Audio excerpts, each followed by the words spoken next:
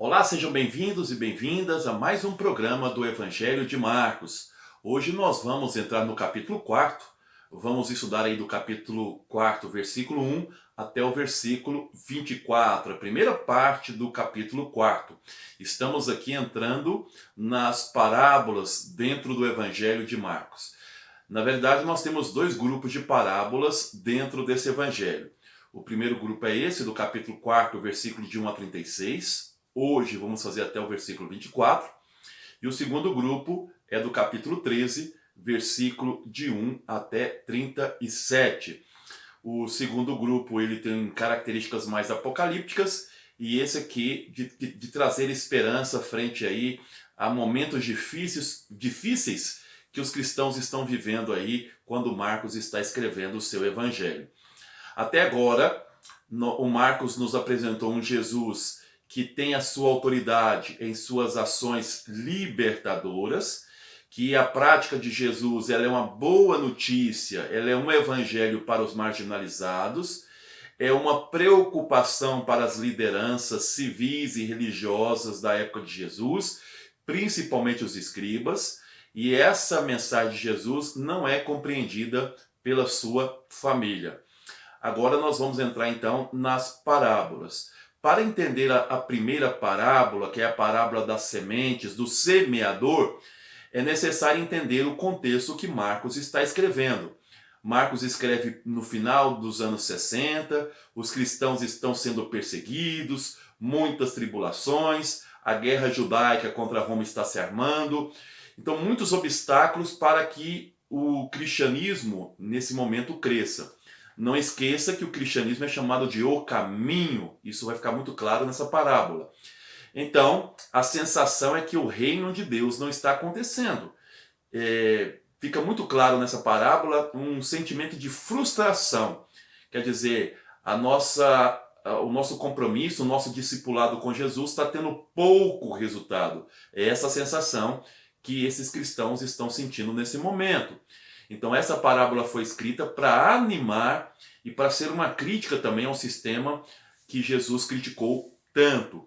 Então vamos aqui entender um pouco esse processo. Para poder vencer essa sensação de que o reino não está acontecendo, de frustração, a resposta que o Marcos vai colocar para nós é de perseverança. Devemos ser perseverantes, porque existe uma força misteriosa que age dentro de nossas ações. O reino de Deus não nos pertence, ele é obra de Deus.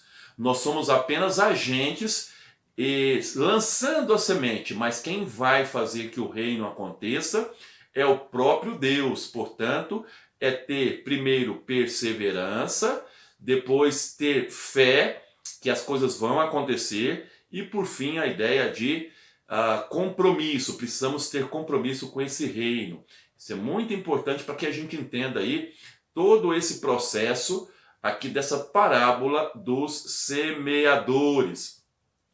Um outro ponto importante que fica muito claro nisso são os dois verbos muito usados aqui pelo Marcos, escutai e vigiai. O tempo todo o Marcos vai colocar esses verbos para nós, que na verdade é uma forma dos discípulos de Jesus na época do Marcos entender esse evangelho. Escutai, fiquem atentos, vigiai. As coisas estão acontecendo, existe uma força misteriosa que faz com que esse reino esteja acontecendo.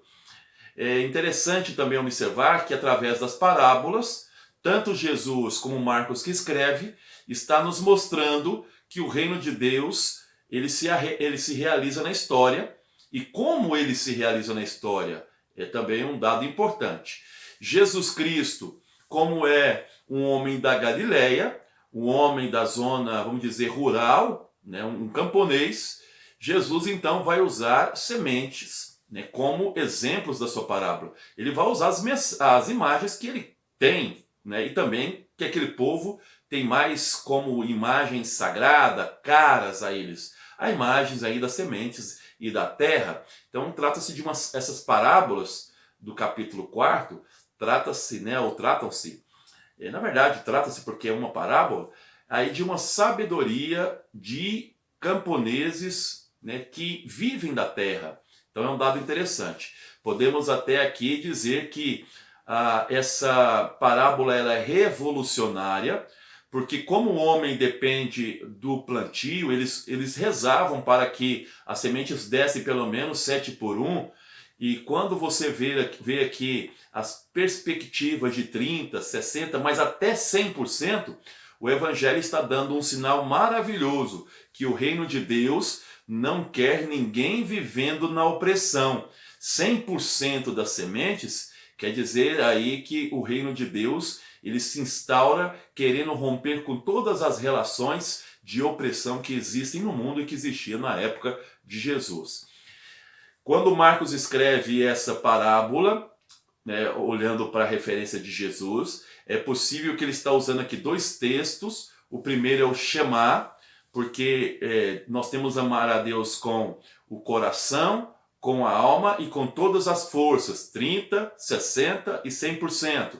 Então, portanto, é possível que ele está usando a referência do Shema, do credo de Israel, mas também o texto de Isaías 55:10. Isaías fala que a palavra que sai da boca de Javé não retorna se não der frutos. E então, o reino de Deus, ele vai dar frutos, ele vai acontecer porque é obra de Deus, está dizendo aí o Marcos, usando aí Jesus Cristo como referência. Mas o fundo dessa parábola, como nós falamos, é justamente os obstáculos que a missão de Jesus teve e que a nossa missão de discípulos terá também. Que obstáculos são esses? Vamos pegar aqui. Peço que você leia o texto para você entender. As duas primeiras sementes trata-se do discipulado temporário, pessoas que ouvem, mas não têm raízes, vamos dizer assim. O primeiro obstáculo aí é o Satanás, né? Ou seja, são os discípulos que ficam à beira do caminho. Caminho, não esquecer, que é o cristianismo. Né? Era como o cristianismo era chamado. Então, são aqueles que estão de fora. Veja que Jesus está dentro do barco. O barco é a igreja. Os que estão de fora não compreendem. Por isso, até aquilo que tem será tirado. O pouco que tem será tirado porque eles não compreendem. Estão de fora. Quem está de fora não entendem aí a dimensão do reino de Deus. Então, Satanás é o primeiro, né, obstáculo. São pessoas que escutam a palavra, mas aí a raiz é pouca. Não estão tendo uma vida de comunidade. Qualquer perseguição, qualquer situação, eles aí desistem. Então, o segundo obstáculo, o primeiro obstáculo é Satanás, é o maligno. Então, são todos aqueles que tentam impedir o reino de Deus e as pessoas ficam com medo e não levam adiante. O segundo obstáculo são as próprias perseguições. Tá? Então, sim, as perseguições que põem aí dificuldades ao seguimento de Jesus. A tribulação sempre vai existir para quem segue Jesus. Não tem escapatória. E o terceiro obstáculo aí nessas sementes que são apresentadas são aí, é o obstáculo da riqueza, da opulência.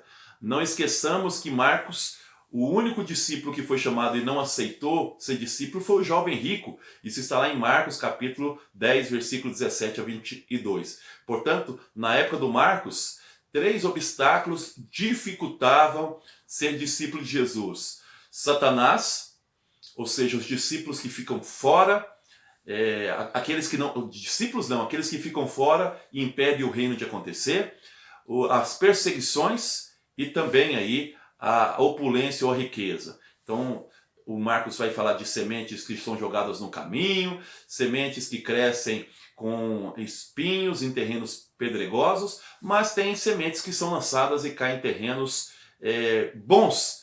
E essas sementes vão frutificar aí em 30%, 60% e 100%, para mostrar também que tudo tem seu tempo e tudo vai acontecer e cada um vai dar o resultado que pode dar naquele momento. O importante é que nós devemos espalhar essas sementes do reino. Precisamos encontrar terrenos bons para que esses terrenos frutifiquem aí essas sementes. Então não esqueça que o Marcos está dizendo que tem gente que está dentro do caminho do cristianismo e tem gente que está fora do caminho.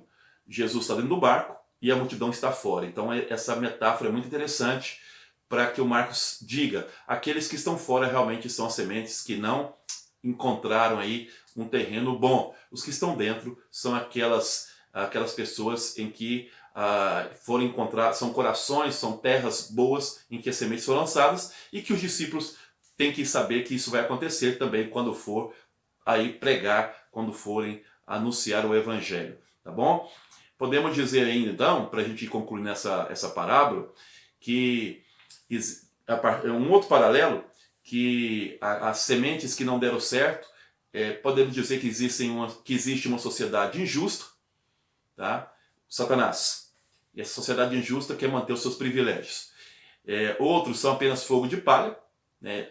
Vão com todo o gás no início, mas o gás acaba logo. Quando vem a primeira perseguição, está dizendo aí o próprio texto. E o terceiro, colocam a sua esperança em falsas seguranças, que na verdade são inseguranças, né? Que são a insegurança do ter. Então não vai funcionar.